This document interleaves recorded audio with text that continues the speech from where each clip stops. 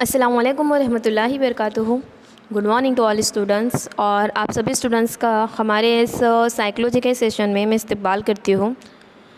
Last session में हमने समझा कि अमल गोयाई और गुफ्तार की गलतियाँ, इसके अलावा गुफ्तार में जब हम बात करते हैं तब जो गलतियाँ होती है पर्टिकुलर 5 हमने पढ़ी थी। गैर मुनासिब लफ्ज़ का इंतखाब, मिलावट, स्पूनिज़म, लफ्ज़ों का उलटफेर, मार्फीम की जगह तब्दील करना, ये चीज़ें हमने पढ़ी थी जो हमारी तरसील को कमज़ोर बनाता है, ज़्यादा इफ़ेक्टिव मौसर नहीं बनाते हैं। तो हमें क्या करना है, जब हम बात करते हैं तो हमें ध्यान रखना है, प्रैक्टिस करनी है इन चीज़ों की कि ये जो चीज़ें हैं 5, वो हमारे रूटीन लाइफ में भी जब हम किसी से बात करें तो ये चीज़ों से हम दूर रहें। बात करते वक्त ये चीज़ें हमारे बातों में शामिल ना हो, गलतियाँ ना हो, जिससे हमारी जो बात करने का तरीका है मौसर हो जाएगा, इफ़ेक्टिव हो जाएगा। चलिए आइए हम नेक्स्ट टॉपिक की ओर बढ़ते हैं। पेज नंबर 79 पर बहुत ही ज़्यादा इम्पोर्टेंट टॉपिक है। इसके अलावा ये टॉपिक्स में से 1 मार्क्स के क्वेश्चन भी आते हैं। तो आपको जो भी इम्पोर्टेंट लगता है, मतलब नफ्सियात के नाम है, नफ्सियात के नाम है, उसके नीचे अंडरलाइन करना है। देन आपको पूरी वीडियो देखनी है और जो भी इंपॉर्टेंट पॉइंट है उसे नोट में नोट डाउन करना है। अगेन मैं आपको बोल रही हूँ कि वीडियो को लाइक करना है, शेयर करना है एंड कमेंट भी करना है। ओके, चलिए शुरुआत करते हैं। भाषा ने विचारणा वच्चे संबंध, लिसान ख्यालात। गुजराती में सही है, उर्दू में आप बुक में देख लीजिए। लिसान और ख़याल का ताल्लुक़ है। यहाँ पर लिसान ख़यालात की तश्कील करता है, ये कुछ और है। भाषा ने विचारणा वच्चे संबंध, दोनों के बीच में क्या फ़र्क है। लिसान हमने पढ़ा, लिसान यानी कि बोलना, हमारे ख़यालात का हम इज़हार करते हैं वो। और ख़याल, हमारे ख़यालात आते हैं, हम ख़याल करते हैं, तभी तो हम लिसान के ज़रिए दूसरों को ज़ाहिर करते हैं। लेकिन हमें ये जानना है कि दोनों के बीच में फ़र्क क्या है, ताल्लुक़ क्या है और किस तरह दोनों एक दूसरे से जुड़े हुए हैं या फिर अलग अलग है। तो चलिए हम समझते हैं कि लिसान, अपने ख़यालात के इज़हार के लिए लिसान ज़रूरी है। आप सोचिए कि जो हम ख़याल करते हैं उसके लिए लिसान ज़रूरी है। अब सवाल ये पैदा होता है कि क्या लिसान ख़याल की तश्कील करती है? क्या ख़याल लिसान की तश्कील करता है? ध्यान से समझिएगा, बहुत ही ज़्यादा इम्पॉर्टेंट है। वीडियो को स्टॉप करके समझिए, लेकिन समझिए, ठीक है। क्या इन दोनों की नशोनुमा आज़ादाना तौर पर होती है? क्या लिसान भी अलग होता है और ख़याल भी अलग तरीके से हम कर सकते हैं? तो समझते हैं कि दोनों के बीच में क्या फ़र्क है या फिर क्या ताल्लुक़ है। पेज नंबर 79 पर फर्स्ट है, भाषा विचार ने घड़े छे। मतलब लिसान, हमारी जो लिसान है वो हमारे ख़यालात की तश्कील करते हैं।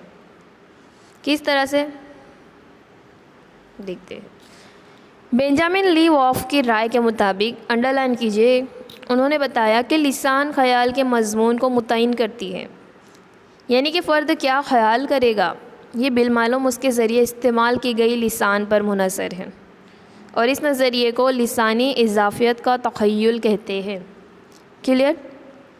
इन्होंने बताया कि ख़याल के मज़मून को मुतय्यन करता है। हमारी लिसान, हम जो बोलते हैं वो हमारे ख़याल को बनाता है। फ़र्द जिस लिसान का इस्तेमाल करता है उस लिसान में आने वाली दर्जा बंदियाँ फ़र्द का ख़यालात के मौज़ूआत और सोचने के तरीके पर असरअंदाज होती है। अब यहाँ पर सिंपली कहना ये है कि कहा जाता है बेंजामिन ली वॉफ के मुताबिक कि जो हमारे लिसान है, हम जो बोलते हैं वो हमारे ख़यालात को बनाते हैं, उसके ज़रिए हम ख़याल करते हैं। ठीक है, यहाँ पर इतनी बात को हम समझते हैं। आगे देखते हैं, एग्ज़ाम्पल भी देख ही लेते हैं। जैसे यहाँ पर एग्ज़ाम्पल दिया गया है कि हिंदुस्तानी रिश्तेदारों में, मतलब भारतीयों में होता क्या है कि रिलेशन अलग अलग होते हैं, इसीलिए उनके नाम भी अलग अलग होते हैं। बाप के छोटे भाई यानी चचा, माँ के भाई यानी कि मामू, बाप की बहन यानी फूफी, माँ की बहन यानी खाला, सबके लिए अलग अलग वर्ड इस्तेमाल किए गए हैं, राइट। जबकि अंग्रेज़ी ज़बान में आने वाले रिश्तेदारों के लिए सिर्फ अंकल और आंटी, इसी में सारी चीज़ें समा जाती है। इसीलिए उन्होंने कहा कि हमारे लिसान ही हमारे ख़यालात को बनाता है। आगे देखते हैं कि वो क्या कहता है। विचार भाषा ने घड़े छे। यहाँ पे कहा गया है कि उर्दू में थोड़ा ऊपर नीचे हो गया है, आप समझ लेना। विचार भाषा ने घड़े छे किस तरह से। मशहूर स्विस नफ्सियातदान जीन पियाजे का मानना है कि ख़याल ज़बान से पहले पैदा होता है और ज़बान के लफ्ज़ों पर असरअंदाज होता है। मशहूर जो नफ्सियातदान है वो है जीन पियाजे। उनका मानना है कि हमारा ख़याल ज़बान से पहले पैदा होता है और आई थिंक ये सही है। हमारा ख़याल होता है तभी हम ज़बान से बोल पाते हैं। अगर हम कुछ सोच ही नहीं पाएंगे तो हम ज़बान से बोल भी नहीं पाएंगे। ठीक है, मुझे ये सही लगता है। आप अपने हिसाब से बताइए, अपने हिसाब से थियरी को समझिए। इनका मानना है कि ख़याल के पैदा होने के लिए लिसान ज़रूरी नहीं है। जी हाँ, क्या गूंगे जो लोग होते हैं क्या वो बोल नहीं पाते? क्या वो ख़याल नहीं कर पाते? कर पाते हैं। इसीलिए ख़यालों के लिए हमें ज़रूरी नहीं कि ज़बान होना लाजमी है। ठीक है, जो लोग गूंगे होते हैं, जो बोल नहीं पाते हैं, वो भी तो ख़याल करते हैं। वो अपनी अलग ज़बान में बोलते हैं लेकिन ख़याल तो करते हैं। और हम भी कई बार जो बोलना है पहले वो चीज़ हमारे माइंड में आती है तभी तो हम बोलते हैं। इसीलिए मुझे जीन पियाजे की थियरी जो है वो सही लगी है। मसलन एग्ज़ाम्पल देखते हैं। जब बच्चा कुछ देखता है उसकी नकल करता है तब उसमें गौर व फिक्र का अमल ज़रूर पैदा होता है, हालांकि उसमें लिसान मौजूद नहीं होते। जी हाँ, जब छोटा बच्चा होता है जिसे बोलना तक नहीं आता है, लेकिन हमने अक्सर देखा होगा कि वो हमारे घर में जिस तरह से मेंबर्स मोबाइल पर बात करते हैं उस तरीके से बात करने की कोशिश करता है। बच्चे के पास लिसान नहीं है लेकिन ख़याल तो है। इसीलिए ज़रूरी नहीं कि जिसके पास लिसान हो वही ख़याल करे। जिसके पास लिसान नहीं है, जो बोल नहीं सकता है, वो भी ख़याल कर सकता है। क्लियर? तो ख़यालात से लिसान की तश्कील होती है। हमारे ख़यालात से ही हमारी ज़बान खुलती है, हम बोल पाते हैं। अगर हमारे माइंड में ख़याल ही नहीं आएंगे तो हम कैसे बोल पाएंगे? ओके, नेक्स्ट है भाषा અને વિચારના જુદા જુદા उद्गमों હોય છે। मतलब में भाषा, लिसान और ख़याल के मखरज अलग अलग होते हैं। रूसी नफ्सियातदान वाइगोत्स्की का मानना है, जो वाइगोत्स्की है वो भी बहुत ही ज़्यादा फेमस है। उन्होंने कहा कि बच्चे में लिसान और फ़िक्र का आगाज़ उसकी नशोनुमा आज़ादाना तौर पर होती है, यानी कि अलग अलग होती है। अब यहाँ पर जो वाइगोत्स्की है वो अलग कह रहे हैं। उनका मानना है कि ना तो लिसान ख़याल से जुड़ी हुई है, ना तो ख़याल लिसान से जुड़े हुए हैं। लिसान और ख़यालात दोनों भी आज़ादाना तौर पर होते हैं, अलग अलग होते हैं। और 2 साल की उम्र तक ये दोनों एक दूसरे में खलत मलत हो जाते हैं।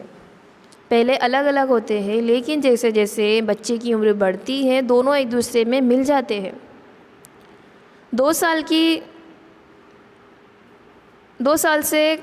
की उम्र से कबल बच्चे में फ़िक्र माँ कबल लफ्ज़ी बाबत होती है और फ़िक्र का एहसास और इज़हार लफ्ज़ों की बानिस्बत आमाल के ज़रिए होता है। मसलन बच्चा तकलीफ़ या दर्द का रो कर इज़हार करता है। तकरीबन 2 साल की उम्र तक बच्चा अपनी फ़िक्र का लफ्ज़ी तौर पर इज़हार कर सकता है। उसकी गोयाई में इस्तेदलालियत झलकती है, मतलब वो कुछ बोलता है, उसके कुछ मानी होती है तभी वो बोलता है। बच्चे के रोने के अंदाज़ भी अलग अलग होते हैं, जिससे मम्मी को समझ आता है कि उसको तकलीफ़ है क्या। वाइगोत्स्की का मानना था कि 2 साल की उम्र के बाद लिसान और फ़िक्र की नशोनुमा एक दूसरे से आज़ादाना होते हुए बाहमी तौर पर मुनहसर हो जाती है। ये जो वाइगोत्स्की है इनकी थियरी और ज़्यादा इफ़ेक्टिव और ज़्यादा मौसर लगती है, क्योंकि वाइगोत्स्की की जो थियरी है वो पूरी चाइल्ड साइकोलॉजी के ऊपर डिपेंड है। उन्हें चाइल्ड साइकोलॉजी में बहुत ही ज़्यादा माहिरीन उन्होंने जो एक्सपेरिमेंट किए हैं और उसी के मुताबिक उन्होंने ये थियरी बनाई है। और उनके मुताबिक लिसान और ख़याल दोनों पहले अलग अलग होते हैं, दोनों की नशोनुमा आज़ादाना तौर पर होती है। नशोनुमा यानी कि बढ़ना, हमारी उम्र के साथ जिस तरह से हमारी हाइट बढ़ती है, चेंजेस आते हैं, सेम उसी तरह से नशोनुमा होती है। हमने पढ़ चुके हैं नमो और नशोनुमा में ये चीज़ें। तो उन्होंने ये बताया कि स्टार्टिंग में जब बच्चे की पैदाइश होती है उसके 2 साल तक के ख़यालात और ज़बान की नशोनुमा अलग अलग होती है, आज़ादाना तौर पर होती है। लेकिन 2 साल की उम्र के बाद लिसान और नशोनुमा एक दूसरे से आज़ाद ना होते हुए दोनों एक दूसरे से जुड़ जाती है। कभी कभार हम कुछ बोल देते हैं और ख़याल भी नहीं करते कि हमने क्या बोल दिया, और कई बार हम सोच समझ कर फिर बोलते हैं। ठीक है, तो इस तरह से इंसान के दोनों तरीके से अंदाज़ होते हैं बोलने के। ज़रूरी नहीं कि इंसान बोलता है तभी वो सोचता है, या फिर इंसान सोचने लगता है तभी वो बोल पाता है, नहीं। हम टू वे में काम करते हैं। कई बार ऐसा भी होता है कि हमारे माइंड में कुछ चीज़ें नहीं होती और हम अचानक बोल देते हैं। तब हम सोचते हैं कि मैंने ये क्या कह दिया, एक्चुअली मैंने ऐसा कुछ कहा था। हम दूसरे हमारे फ्रेंड से पूछते हैं कि मैंने यूँ कहा था। कई बार ये तरह की चीज़ें भी हमारे साथ होती है। तो इस तरह से लिसान और ख़याल के मखरज अलग अलग होते हैं। 2 साल तक के दोनों अलग अलग आज़ादाना तौर पर नशोनुमा करते हैं, लेकिन फिर 2 साल के बाद दोनों एक दूसरे से आज़ादाना तौर पर ना होते हुए बाहमी तौर पर जुड़ जाते हैं, एक दूसरे पर इन्हिसार रखते हैं। ठीक है, तो ये थियरी थी हमारी, लिसान और ख़याल का ताल्लुक़, दोनों के बीच में क्या संबंध है, उस चीज़ को हमने पढ़ा। पेज नंबर 79 पर है। इस थियरी को आपको भी पढ़ना है और समझना है, और आपके ख़्याल के मुताबिक कौन सी थियरी आपको सही लगती है वो आपको बताना है। Okay, thank you.